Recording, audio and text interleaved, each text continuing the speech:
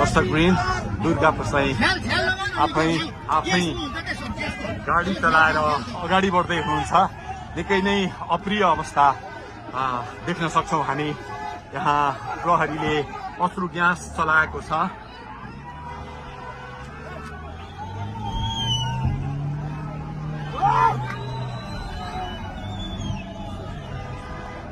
यो तीनकुनेको सडक हो, तीनकुने क्षेत्र हो। उहाँ आफै आफ्नै गाडी चलाउँदै अगाडि बढिराख्नु भएको छ। हामी दुर्गा प्रसादसँगै अगाडि बढिरहेका छौँ। यहाँ निकै ठुलो मात्रामा युवाहरूको उपस्थिति देख्न सकिन्छ।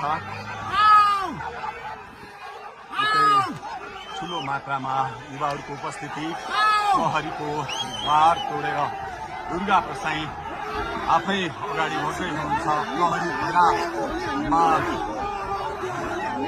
प्रहरीलाई गाडीले पेलेर दुर्गा प्रसाई अगाडि बढ्दै हुनुहुन्छ। हामी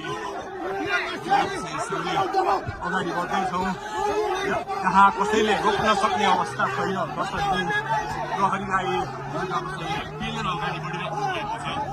प्रहरी गाडीको चाबी खोज्न लागि परेको छ र दुर्गा प्रसाईले प्रहरीको एक लेयर तोडिसक्नु भएको छ र अब अगाडि सशस्त्र प्रहरीको टोली रहेको छ। उहाँ अगाडि बढिराख्नु भएको छ। यो गाडीमाथि प्रहरीले अन्धाधुन्दा लाठीचार्ज गरिरहेको छ। तपाईँ देख्न सक्नुहुन्छ दुर्गा प्रसाईको गाडीलाई प्रहरीले रोकिराखेको अवस्था। उहाँले यो प्रहरीका सम्पूर्ण सुरक्षा घेरा तोडेर दुर्गा प्रसाई अगाडि बढ्नु भएको छ र यति बेला तीनकुनेको यो पुलबाट अगाडि बढिसकेको छ। यो दृश्य अगाडिपट्टि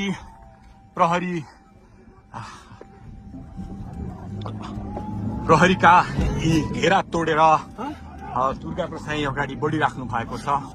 हामी दृश्य देख्न सक्छौं।